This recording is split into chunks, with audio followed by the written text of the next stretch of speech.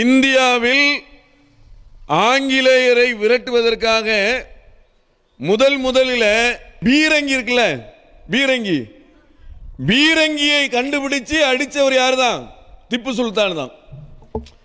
நம்ம நாட்டில் உள்ள போராளிகள் எப்படி இருந்தாங்கன்னா, ஆங்கிலேயர்களை அருவாயை கொண்டு விரட்டிக்கிட்டு இருந்தாங்க.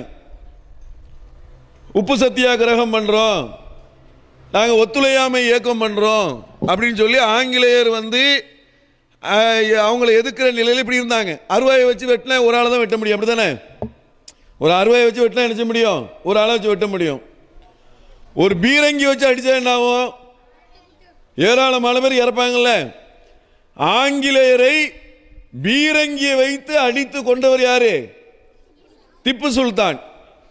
அவருடைய பீரங்கி இப்போ எங்கே இருக்குன்னு சொன்னால், தமிழகத்தில் பல இடங்கள் வச்சிருக்கிறாங்க. மைசூரில் இருக்குது, சென்னையில் செத்த காலேஜ்னு ஒரு சொல்லுவாங்க, இந்த இறந்து போன இதெல்லாம் பாடம் பண்ணி வச்சுருப்பாங்க, அந்த காலேஜில் இருக்கிறது, கொடைக்கானலில் இருக்கிறது, சில பகுதிகளில் அவருடைய பீரங்கிகள்லாம் வச்சுருக்கிறாங்க. அவருடைய தகப்பனார் ஹைதர் அலி, அவரும் ஒரு பெரிய வீரர் தான்.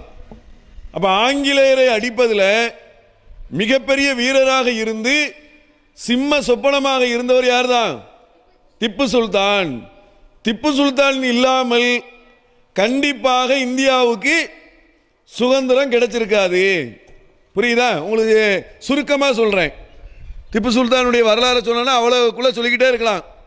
அவருடைய வாள் கோடிக்கணக்கான ரூபாய்க்கு ஏலம் போகக்கூடிய அளவுக்கு மதிப்பு உள்ளதாக கருதுனாங்க மக்கள். ஆங்கிலேயர் திப்பு சுல்தானுக்கு தான் பயந்தான். சரியா? அதனால் திப்பு சுல்தான்னா நம்ம என்ன செய்யணும்? அதை மக்கள்கிட்ட போய் சொல்லணும். திப்பு சுல்தான் தெரியுமா உனக்கு?